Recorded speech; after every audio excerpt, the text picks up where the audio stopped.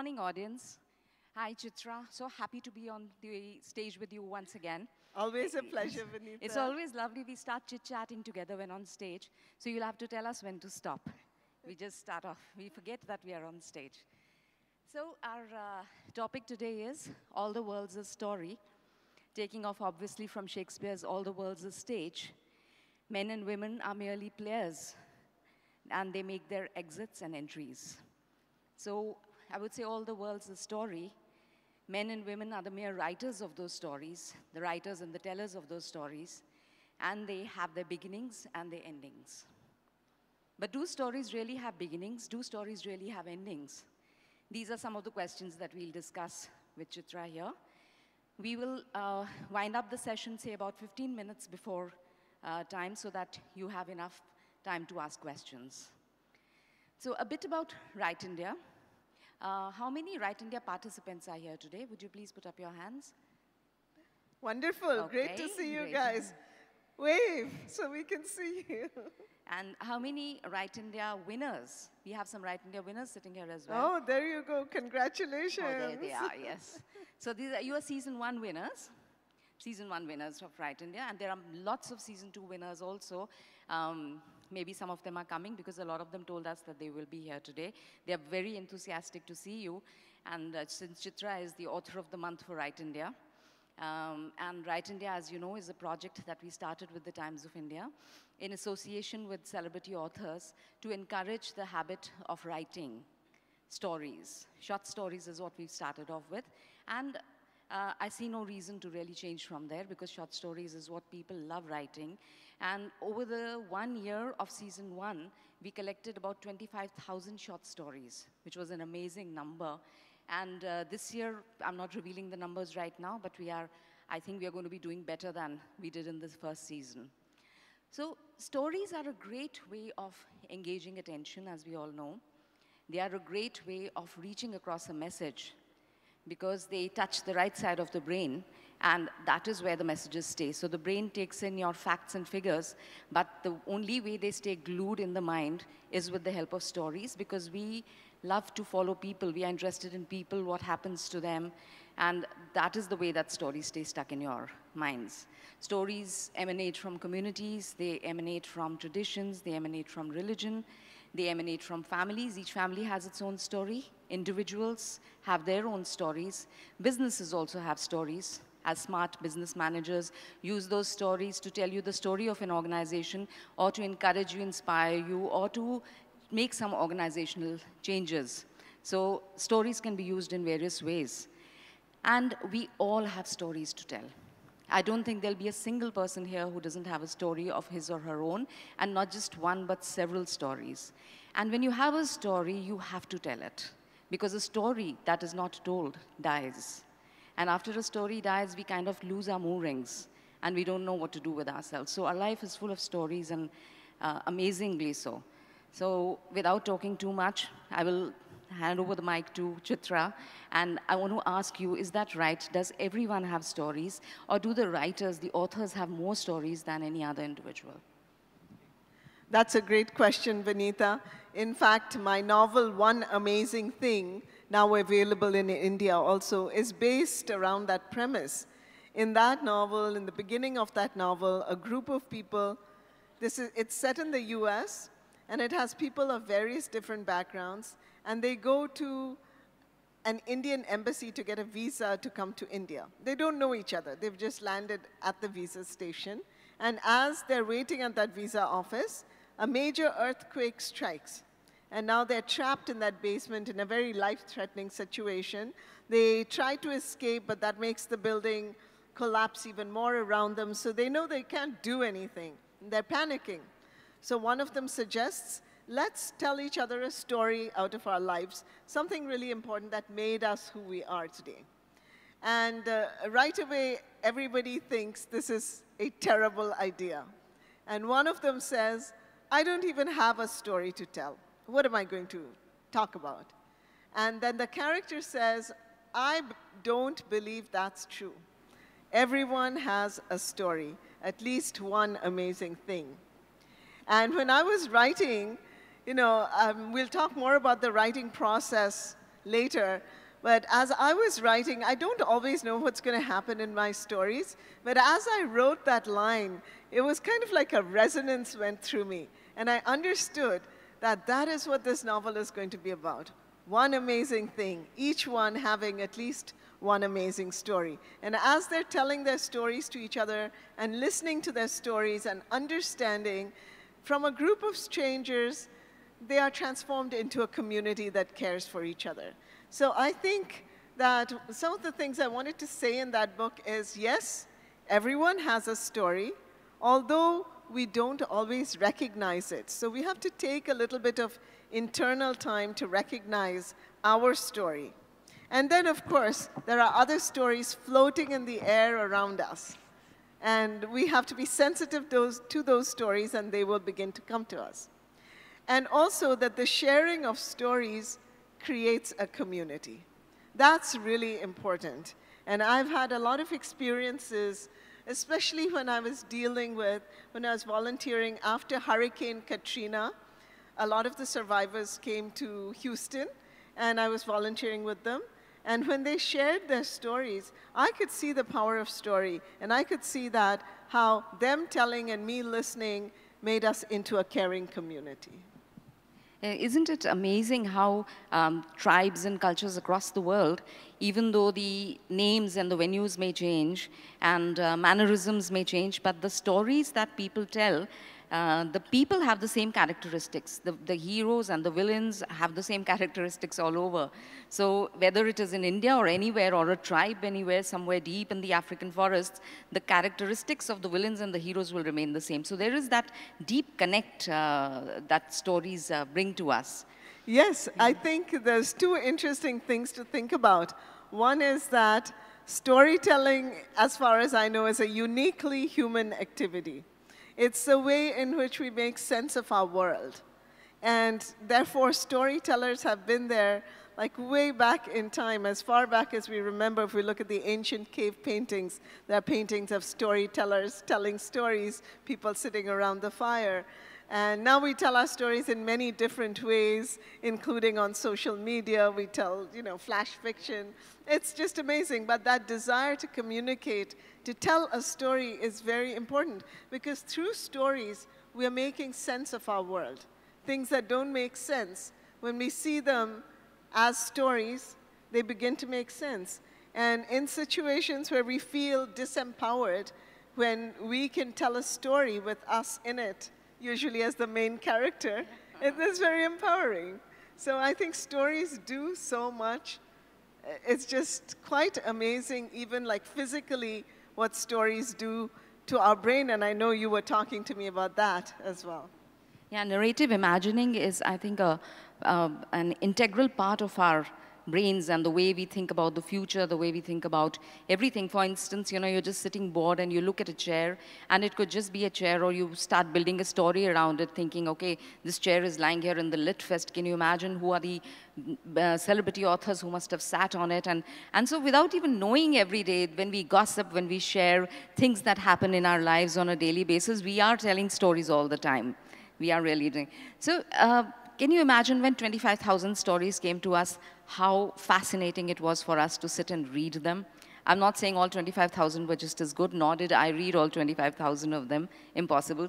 But some of them were fascinating, and we collected, Chitra, as you know, we launched about 111 authors into the literary firmament last year with season 1 of Write India.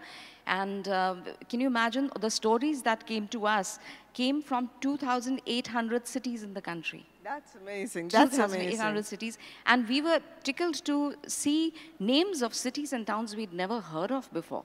And people sent us stories from there. And the kind of people who wrote, so it's not just authors, it's not just it's not just students, or it's not just people, housewives who are not doing something else. The maximum number of stories, of course, we got from students and IT professionals. But we got the third largest number of stories came in from, doctors, came in from businessmen, and we got from engineers. Engineers sent us a lot of stories. Can you imagine engineers, doctors writing stories? There were at least 4 ISRO scientists who wrote the stories. This year, there has already been a new group which has been added, you know. There are people, somebody who sent us a story. There are about 20 poets who sent us stories. In the field for profession, they've written poets. So they sent us stories. There's a yogi who sent us a story. He says yogi. There's a waitress who sent a story. She says waitress. So it is really interesting, the facts and figures that are coming out from there's a story there itself, the kind of people who are participating and writing. When you think of your stories, Chitra, is it the imagining which is different, the imagination which is different for an author, for a successful author like you? Or is it what you do with that imagination, what you do with the stories which could be available to anybody else? What makes the difference? Well, there's a couple of different kinds of stories I write. And more now, I'm writing the second kind. So I should say there's a couple of kinds of stories that people write. The first kind of story is based on our immediate experience. It may or may not be autobiographical. So, you know, sometimes people have had amazing things happening in their lives, maybe difficult, tragic, dramatic things happening in their lives, and they might be able to create a story around that. Many writers, their early novels really go back into their own lives in some way or other. Arundhati Roy's God of Small Things is, you know, largely based on what had happened to her mother. If you go even further back, Charles Dickens, when he's writing David Copperfield, he's writing about his own childhood in the form of fiction. So that's a very interesting kind of story. And not only is it very authentic and powerful because it's your story, you know it best, but it's also very, I think, cleansing. It's very healing to be able to write especially traumatic stories and kind of shape them into art and send them into the world. So that's one kind of story. But as you continue being a writer and as you now know that this is what I want to do, I want to write stories, because writing stories, not only is it important, it's very pleasurable, it's very exciting. Every day is something new, it's very creative. People who write and read stories, studies have said, there are parts of our brain that get developed more, and especially the compassionate center in the brain, the area that allows empathy, that grows in storytellers and story readers or listeners. So it's very interesting. The second kind of story then is based on the imagination. And that's very, very powerful, very important. There's no end to it. All you have to do is to be able to imagine the lives of other people. Now, sometimes those imagined lives are in the community around you, so I certainly write that kind of story. Many of my works that are contemporary, based on the immigrant experience, set partly in the US and partly in India, are those kinds of stories. So I look at society around me. I become interested in certain social incidents or movements or historic incidents or movements. For instance, in my novel, Oleander Girl, set half in India and half in the US, one of the things I was interested to look at is how the world in the US changed for immigrants after 9/11, after the towers, were destroyed. And right around the same time here in India, the Godhra riots were going on. And how did that change Hindu-Muslim relationships? My story, like many of my stories, is set in Kolkata, the city where I was born.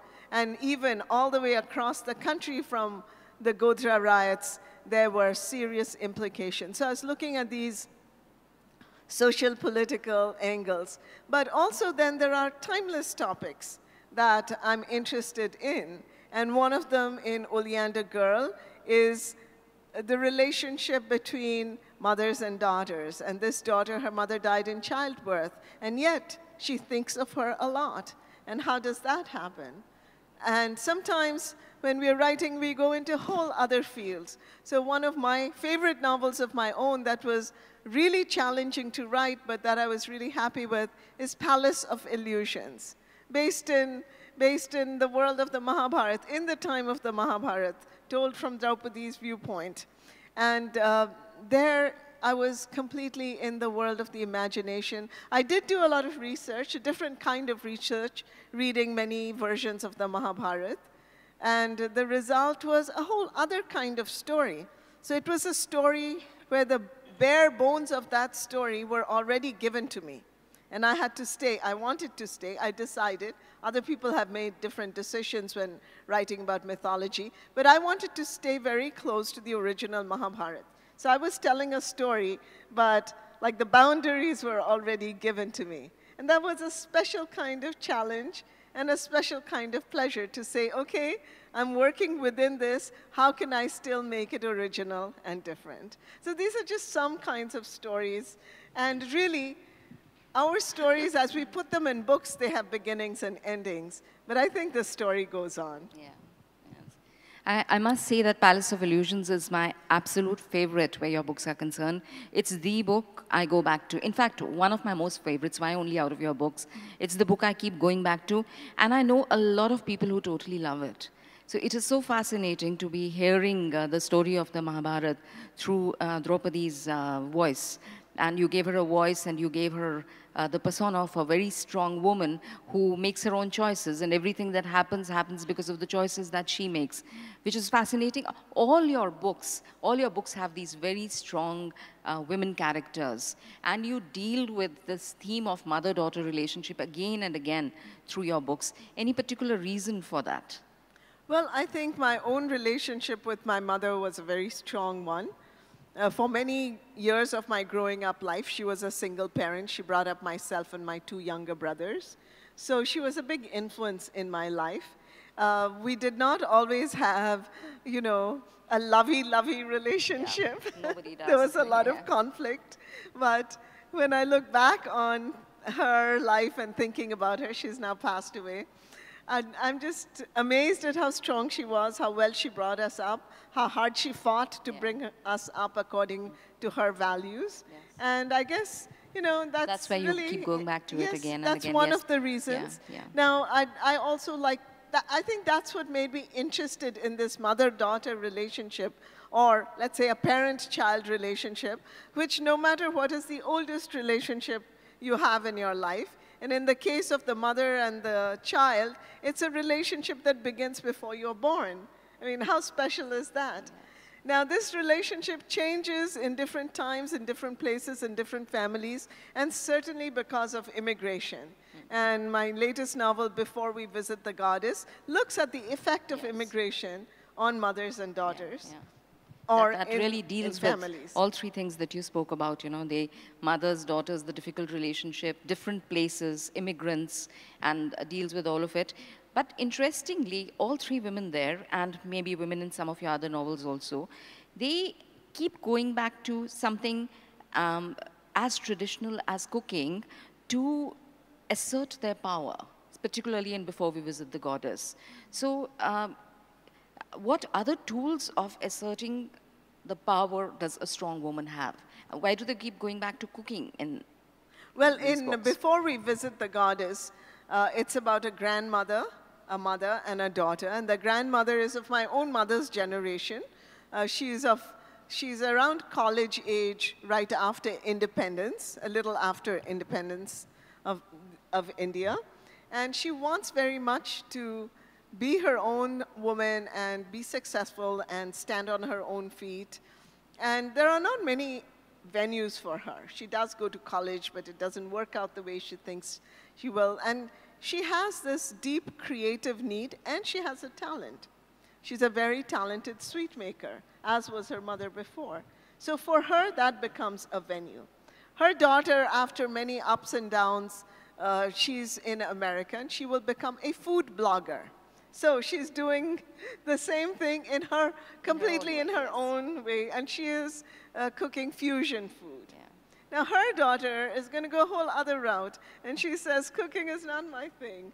So she's going to find a whole different way of being successful. Yeah. Or she may come back to it in yes, some other way. She might come back to it, because that novel is about how we go away from our roots and how sometimes in some ways we come back to them. What's our relationship with our roots and our heritage? Now, Panchali in the Mahabharata is a very good cook. I didn't make that up. That's from the Mahabharata itself. And cooking early in her marriage becomes kind of a power struggle between her and her mother-in-law, who tests her by telling her to cook things but doesn't give her the right ingredients to cook them. So it's like a little test of her intellect and ingenuity.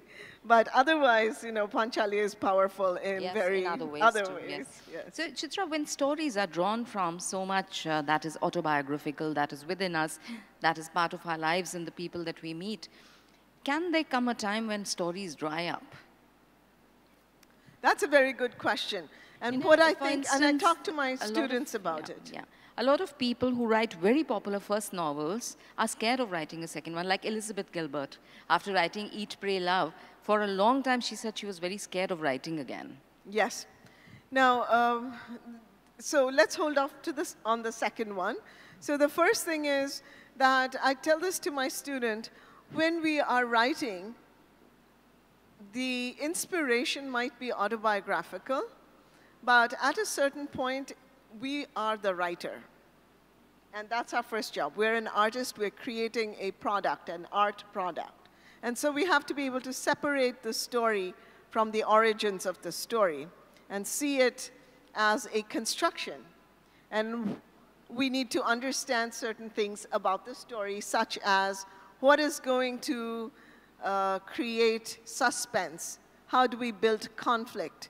How do we make the character complex? How do we show the relationship changing between characters? Which means that I have to move away from my source material and immerse myself as a writer in the world of the story. The wonderful writing teacher John Gardner calls it the fictive dream, the fictive dream. We have to fall into the fictive dream and stay there. So now we're in the world of the story, and the characters, if we've imagined this right, they begin to do things that we had not necessarily planned. And that's when we know that the fictive dream is really working. Okay? So, we begin to understand motivations in those characters that we didn't really intend to put there. And that is a magical moment when the story comes alive. So that is what authors mean when they say that sometimes the story writes itself. The characters make moves that we didn't know anything about.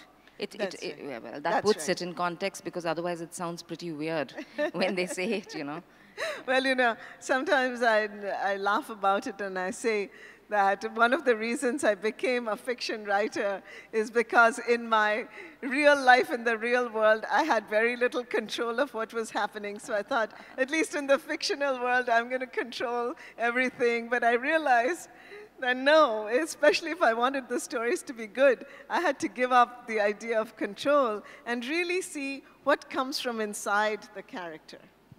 Really allow the character, sometimes to grow and develop and make mistakes and even be like a bad person, not like a bad person, but a kind of complicated mixture of good and evil, white and black. And that's what makes good stories. Yeah. So it's really important to not try and control the story, to allow the story to kind of organically grow and develop, and to listen to what the story is trying to tell us. So as readers, when we pick up a book, we want our emotions to be played with. We want moments of agitation.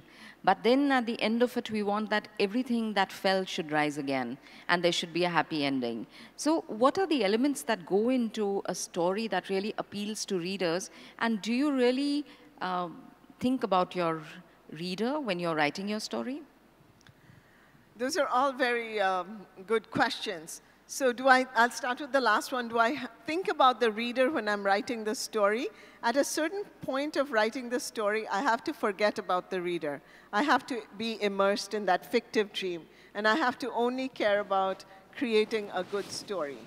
Now, but I know through years of writing stories and teaching about writing stories that there are elements that make a story powerful. And if you go back to the ancient stories, you will find these elements occurring over and over again. So we know that they are true and they work. They're not formulaic, because depending on the story, they will come out differently in each story. But one of the, and I'll give you one of them, which if you are writers in the audience, definitely you can check it out for yourself, is that early in the story, we need to know what is it that the character really wants. What is the desire of the character? And then we have to know what is standing between the character and the achievement of that desire. So in Palace of Illusions, right from the beginning, Panchali wants a home of her own. She wants a home where she's going to be mistress of the home. She doesn't feel that she fits in her father's house because biologically she is not her father's daughter. She has no mother. She came out of the fire, and she feels that I'm meant for something else. So she has a dream, she has a vision, she has a desire. She doesn't know how to achieve it. And as her story goes along, there are many obstacles placed between her and her desire. So when we have those elements, that increases drama, increases conflict and tension, and as readers, we really like that. We like the excitement, we like the suspense of kind of knowing but not knowing how it's going to happen. And that is why we love the mythic stories, because they have these central elements occurring over and over, and they show the, I don't know, the immensity of the human spirit as it tries. Might not be successful, but as it tries to overcome the odds that are placed in front of it. So, stories may or may not have happy endings. I think some very powerful and popular novels don't have what we think of as happy endings, because the character doesn't necessarily get what they wanted. But as long as there's a growth process, and as long as readers we learn something about the nature of the world, the nature of life, I think that satisfies readers in a whole other way.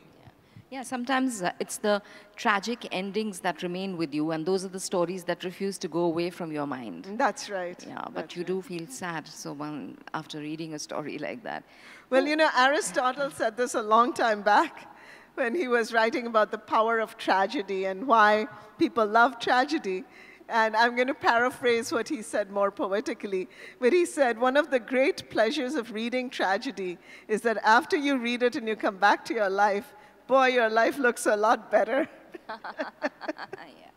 So there is that satisfaction. You are shaken by all these emotions and you see all this tragedy. And then in that context, really, you have a different understanding and a different appreciation of your own struggles in your own life. Yeah, you do get caught up totally when you're reading a story. Sometimes somebody talks to you and you're shaken out of your book and you hate being brought back to reality.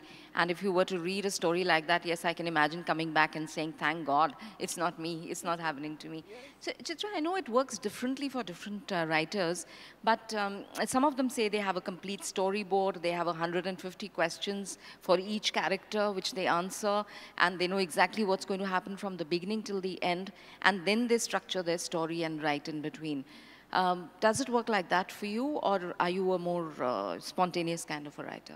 I am a much more spontaneous kind of writer. I do have to know certain things before I start a story. I have to understand at least one of the main characters. I have to understand the setting of the story. So I have to be able to imagine where that setting is. So in the beginning, for instance, of Before We Visit the Goddess, Before We Visit the Goddess is a story told not in chronological order, but according to important events in the lives of these three women. And it works the way memory works. If you think about how you remember things, you don't remember things chronologically, but certain emotionally powerful things come up. So it begins with the grandmother, who is now old. She's retired back to a little Bengal village, and it's a dark and rainy night. The phone rings. It's her daughter at the other end, her daughter who's in the United States, and she's called to tell her that the granddaughter has made a really, or is on the verge of making a really bad decision. And she says, you're the grandmother, write to her, persuade her not to do this. Okay, so I knew that much when I began before we visit the goddess. So I knew there were 3 characters. I knew the grandmother the most at that point, and I had a very good sense of the setting because the village that I imagined was my grandfather's village where I had spent many years of my childhood. And I knew the conflict. There's a conflict, there's a situation that's tense, the granddaughter is about to make a big mistake. Is the grandmother going to be able to stop her? How is she going to be able to stop her? So I knew the questions, but I didn't know the answers. And as I wrote that story, I came up with the answer. You didn't know the backstory of the grandmother, nothing till then. I did not know the backstory of the grandmother. I knew at that point that the grandmother had had a difficult life, that she had struggled very hard to become an independent woman. That I knew that much. You know, this is serendipity, and which is why I've had a smile on my face while listening to Chitra just now. Of all the passages in all her books, the one that I picked up to read out to you today to show how beautiful her writing is, it is awesome, is the passage that she just spoke about. So I'm going to read out a little bit from there to you. That's really serendipitous. I didn't know that. Yeah, you didn't know it because I didn't tell you. So it starts like this. She lifts her eyes, and there is death in the corner, but not like a king with iron crown, as the epics claimed. Why, it is a gentle brush loaded with white paint. It descends upon her with gentle suddenness, obliterating the shape of the world. How beautifully put. Thank you so much. And the book is, not just this book, but the other books are full of phrases and passages. Like, so she refers to the past and says, the past, the vessel in which all emotions curdle to regret. How beautifully put. These are the bits of your books that I totally love. So do you labor over these bits, or these phrases, or do they just come out naturally? A combination. You know, sometimes, yes, a phrase will come. Sometimes, though, I have to sit and think. So I'm not a very fast writer. My books will take me 2 years to write, maybe 3 years. Palace of Illusion took me over 3 years between the research and the writing. I do a lot of rewriting, editing for myself, and I tell my students that that's really important because when we finish the story, it really is the first draft. Yeah. And we are so blessed because we work in a medium where we can continue improving it. Other people like sculptors or painters, they can't do that. They have that medium. Yeah, never thought of it that way. If they're chiseling that, you know, block of stone, they better get it right. Otherwise, they'll have to throw the whole thing away. But the wonderful thing I tell my students is, your first draft can be really bad, but no one in the world will know it, right? But the thing you have to do is then you have to rework it. And my students resist revision. I resist revision. But once we start doing it, first we have to put the book aside, or the story aside for a little bit. And that is a magical event in itself.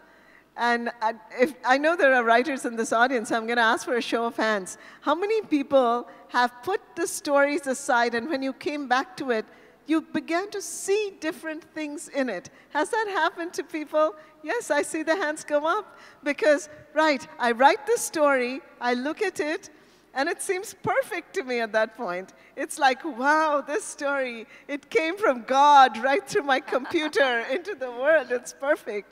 But 1 week later, I will see things in that story that I didn't see before.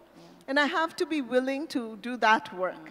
Because now I begin to see, okay, this scene isn't beautiful, isn't as clear as before, this character isn't as complicated, all right, this dialogue doesn't sound right. I have to be my strongest, most honest critic. And I have to be willing to write a second draft, maybe a third draft, and I do a lot of that. So the responsibility must be much more because you teach creative writing. So each book of yours becomes like, you know, a textbook for your students. So when they go through it, they that is a scary thought. So they aren't allowed to discuss my books in the classes I teach. That would just be too much. So, since there are a lot of writers and you know, people who aspire to be writers in the audience here, would you like to give a few more tips to them on how to start writing, and how to go about it, should they be even thinking about who is going to publish their book when they start writing. And of course, after that, I'll ask you to give tips to Write India participants who are going to write for you. Sure. So one of the things I tell my students is, when you start writing, please don't think about publishing. Because what happens is that just, that just kind of makes the imagination atrophy. Because now you're thinking about, oh, what sells? And as soon as you're thinking about what might sell, you've compromised your story. So you have to not think about that. You have to have some trust in yourself. I'm going to write the best story. I'm going to write it the best way I know how. And I trust myself. I trust the story that it will be powerful enough to find an audience. I really believe that. That's how I write. Yeah. Okay. I mean, yes, I don't want to write a story that is not going to appeal to readers. That's a whole different thing. I have to say, these are the powerful elements in the story. This is what other people will connect to. This is what will reach people's hearts. I need to know that. I need to understand what are the major human themes that I'm interested in exploring. But if I start thinking about sales and market and agents and publishers, I'm taking the creative impulse and kind of twisting it. And then I'm really reducing the power of my ability to write. So I always tell my students, think of the best story you can write, okay? Think of why it's a good story. What are the deep human elements in it that will appeal to people? What are maybe important social things you're trying to say? Because ultimately, if our writing is not going to make a difference in the world, if it's not going to make a difference to readers, why are we even writing? If I want to make money, I shouldn't have gone into writing. I should have gone into maybe investment banking or something like that, right? So yes, when the book is successful, the book will make enough money. But I can't start at that end. I have to start at this end and say, how do I make this story the absolute best story? So the other thing I tell my students is, think about, how are you going to make your story original? And I think about that myself. What am I going to put in it that's not in any other story? Okay? And when I was writing Palace of Illusions, for example, I had a real challenge because the Mahabharata, the original, had been written, many versions had been written, modern novels had been written about it, and now my challenge was, I have to do something that's different. And I had to answer that question for myself. So I say to my students, how is your story going to be different from another story which is about a similar subject? And once we understand what makes it original and different, it could be on the level of character, it could be on the level of style, it could be on the level of incident, it could be how we describe setting, it could be the way in which words are put together, my vocabulary, it could be all of the above. That's what's going to make that book stand out. That's hopefully what's going to make people remember that book and want to come back to that book, tell their friends about that book, and all of the above. But we have to start with the story. So when you wrote Palace of Illusions, it was a swing away from your regular kind of writing. Why do you think the sudden re-emergence of interest in mythology? Why is everybody taking a go at it? Every author, every writer, even a first-time writer. Is it because the story structure is easily available and it's just a rewriting from another perspective? And why are readers so interested in reading it all over again? That is very interesting. In my case, for me, I have been wanting to write the story of the Mahabharata from a woman's point of view for a long time. And now the Ramayana also, I believe. And now I'm working on the Ramayana from Sita's point of view. That's the next book that will come out. I'm almost at the end of the first draft. But I will be revising, as I said, extensively. Then it'll go to my editor, who might even be in the audience here today. And she's a wonderful editor. She's going to give me lots of advice. And I'm going to edit the whole thing again after I look at her. But I started thinking about writing the story of the Mahabharata when I was a teenager, long before I thought I would become a writer and write that story. And that's because my grandfather was a great storyteller, and my happiest memories of childhood are sitting with him. He lived in the village, so I would go during my school holidays, and my cousins and I would sit around one of those kerosene lanterns, and he would tell these wonderful stories out of the Ramayana and the Mahabharata. But as soon as I grew old enough to think critically for myself, I began to realize that all these stories, and when I read the traditional Ramayana and Mahabharata, they're so male-focused. So I was like, someone needs to write about what the women are feeling at this time, and how are they responding to this? What are they thinking? And how do their actions lead to some important events that then occur? And so I'd been thinking about it for a long time. Did you think about it back then in childhood as well? I must have been like a teenager. And I thought about this subject, why it's important to, or why it would be wonderful to have a Mahabharata from a woman's point of view. I did not think I would write it. I didn't think at that point that I would be a writer. To know. I just wanted that book to be there. Yes. And then I was like, I started writing. I wrote Arranged Marriage, a collection of short stories. I began to win awards. The books are now translated in different languages. And I'm like, I want to write that story, okay? But this is earlier in my career, and I'm too scared to write that story because it's a big story. It's going to require a lot of research, a lot of work, and really thinking through Draupadi's character. So I keep pushing it back. I keep taking notes on it, but I'm pushing it back. And then one day, do you know how thoughts come to us? I wake up in the morning and I say, what if I die? I better write this book before I die. And so I start writing The Palace of Illusions. And one of the weird things that happens is I start writing Palace of Illusions, and lightning strikes our house. So my wonderful husband, Murthy, who's in the audience, he's like, are you sure you should be writing this book? Maybe this is a message from the gods.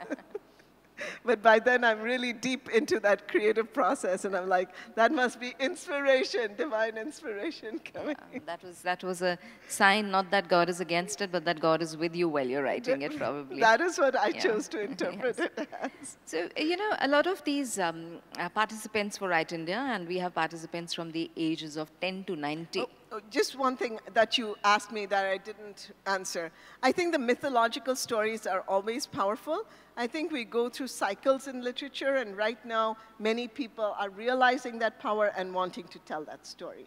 Now, there have been periods in Europe and America and other places where mythological stories were written. Yeah. So I think each region of the world, there are times when mythology seems really, really important, relevant, and powerful. That's interesting. So you think there are certain lessons we need to learn and certain lessons that are coming through the retelling of mythology? Yes, or at least, people are understanding something that is true always, which is that these mythological stories have important things to teach us. Yeah. They are timeless. We need to think about them. And today, of course, a vast expanse of people are reading these stories. It's not just a few readers. Like bookshops also are reporting that the footfall has really increased. Interestingly, at a time when we imagined that people would not be reading physical books as much as they did earlier, but what with all these literature festivals and even Write India, we'll take some credit for that as well. People are getting back into reading a lot and seeing so many authors, their favorite authors like you, being able to interact with you, talk to you. I think all that makes a big difference, and people are getting back to reading in a big way. I'm so happy about that, because I think reading is one of the most wonderful, most growth-inducing human experiences. And to be on either end of it, creating the book or receiving the book, that whole experience is just amazing. I have grown so much from reading myself. Books have been my most important teachers. And there's a quote that I keep near my writing desk. It's from Kafka. And Kafka says, "A book should be an axe to shatter the frozen sea that is inside us." Wow. So that is my hope. Yes, that's beautiful. That is my hope that that's what my books will do, at least to a small extent. So as a writer, I do know the high that one gets out of writing. I write a lot of non-fiction, my column. And I know that at the end of writing a column, which I consider good, I'm almost like, flying. You feel so good. Yes. Yeah, Yes. you feel so good. It's like, you're drunk or you're flying and you're so happy about it. And the creative process is, of course, painful. But once you get there and you finish it, you feel great. So as a reader also, the moment you buy a book and you've got a new book in your hand, and before you start it, you want to spend that time just looking at the book, just enjoying it, just smelling it, and just keeping it on the side table, and having a collection of books there. Okay, I have all that to read, so many hours of pleasure, and then you get into it. So it's interesting to know, to discuss this, that as writers and as readers, you get the same kind of a feeling in the creative process and the process of reading what you have created. Yes, because something that I'm very aware of is that the final product of the book is created in the reader's imagination, right? Beautifully put. And therefore, I write a book, but I hear back from readers, and they have such different responses to it. It's wonderful. It's magical. That is the power of story. I say it, it means something to me, but you receive it, it means something else to you. It's multifaceted. Yeah. And we're each putting something into that story to bring it alive. So many different interpretations of the same thing. So a lot of Right India participants, like I said, we've had them from the ages of 10 to 90. 90-year-old man has been our oldest participant for Right India Stories. A lot of them often ask us, how do you choose the stories? How do you choose the best stories? Who are the winners? Lots of people say, I write so many stories, I've participated for all authors, and I've never won. So I want to stop writing now. And I keep telling them all, and the message we keep sending to them all is that you have become a winner the moment you finished the story, you completed the story, and you sent it to us. There are a lot of people out there who've never written a story, who just keep thinking about it throughout their lives. Right. So you've completed a story, you've sent it to us, you have a story in your hand. Out of the thousands of entries, we can't have more than 10 winners. So those winners also, who knows? I mean, if you and I sit and select the top 10 winners for your month, supposing we were to ask somebody else to get into the judgment process, the person will choose completely different yes, stories. Absolutely. So it doesn't really matter. But the things that work for me when I'm reading those stories, the winners clearly are those where the story stays in my mind. After reading it, I walk away from it, and the story walks with me. Yes. There's stories where That's emotions, a great way of putting it. I agree. Yeah, and where emotions are roused. So you do want to be connected emotionally to a story when you're reading it. I agree. Yeah, and also, though not necessarily, but a story where very beautiful turns of phrases, language have been used, although we do not really use that as a criteria for Right India, because there are a lot of people who cannot write as beautifully, and editing can possibly take care of that. But the story itself is the most important thing. Right. Would you agree? And I agree with those things, and I'd add one more, which is complexity of character. Does the character surprise me at some point in the story? I think this... Ma'am, I'm really sorry to interrupt, but we have 5 minutes left if Okay. we wish to go for a Q&A. Yes, we Shall do, we? absolutely. Yes. I didn't realize. Yeah. I thought Questions from the audience? I didn't know want to interrupt you. time There was just- an intense conversation happening, so I was So waiting questions, patiently. please. All right, there. We the just have lady in 5 red. minutes, so keep your questions really very Yeah. short. Keep the questions crisp. very short, to the point. Yes. Ma'am, I've read all your stories, and especially the Before We Visit Goddess.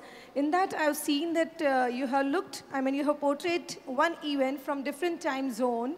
So that makes the characters float. For example, at times you like the characters, and then you look at the same angle, from different angle, and you feel like there is something different else angle which you have not portrayed.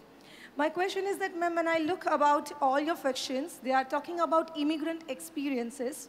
And there are other writers like Bharti Mukherjee, Jhumpa Lahiri, who write about the same thing, but all your fictions talk about acculturation.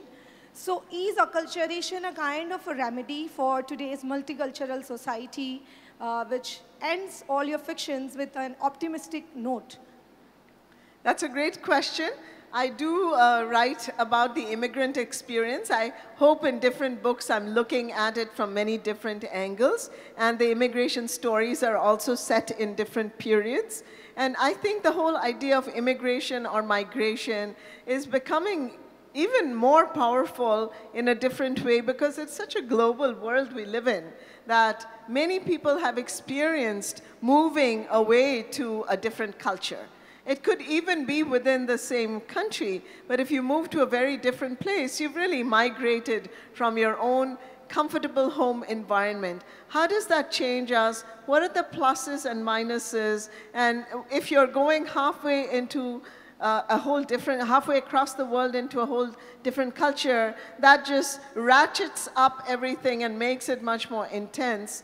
And there's a power in that I'm always interested in exploring. I will talk more about that in my panel later on today at 4:30. So, but yes, I find that it's always changing, always happening. It is a fact of our world, and it's becoming increasingly politically important. Thank you Another so question? much. We can take one there's a lady final already question. Okay. Chitra, you seem to understand women very well, but I'm sure you confront a character where the character is not like you. Then how do you deal with that? How do you separate the two threads? Yes, good question. In fact, most of the characters that I write, pretty much all the characters I write about are not like me. Their lives are much more exciting than mine. And, they are making amazing choices that will change their worlds. They are also often living on the edge, maybe doing things that they shouldn't be doing. They're impelled by various passions to act unwisely. Not that I'm saying I always act wisely, but my characters are much more dramatic. So right in the beginning of the story, I separate.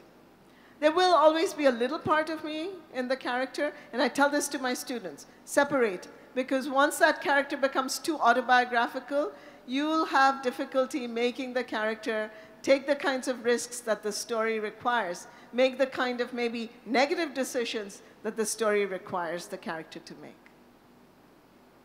Thank you so much. I am really sorry, but Take actually, one we can quick take question. one quick Yes. question. Yeah, we can Yeah. take one quick question. Yeah. Thank you, Good DJ. morning. Ma'am, while writing a book, does it happen to you that you love one character and you hate one character, although both the characters are created by you? And number two, one more. And suppose if the situation arises that you have to kill your favorite character, do you get emotional? Do you cry? Do your eyes get moist? It happens to us as a reader. Okay, yes. I'll answer the second question first. I do get emotional because I have to feel what the character is feeling. If I can't feel it when I'm writing it emotionally, I don't think the characters will come alive to the reader. The reader won't feel it. If I don't even feel it when I'm writing it, how will the reader feel it when they're reading it? So I have to feel. And as a result, although yes, there are characters I admire more and maybe identify with their values more, I have to understand each character just as much. So I might like one character more than another, but as kind of the creative mind behind the characters, I have to love each one equally. Otherwise, they won't come alive, and then the story will fall flat. So that's something for writers in the audience to think about as we end. You may like characters differently, but you have to love them all the same because you're creating them all. You have to get inside them, and you have to cry when bad things happen to them. Thank you. You've been a great audience. Thank you. I'm really sorry we couldn't give you the 15 minutes for the questions. We didn't get the prompt in time. But do please write for Write India, write for Chitra. She's the author of the month this month. Until the 30th, you can send in your stories. Go to toi.in/WriteIndia. Pick up her passage, full passage, and the rules that she's given with it will really guide you beautifully into the art of creative writing. So do write for Write India. Thank you very much.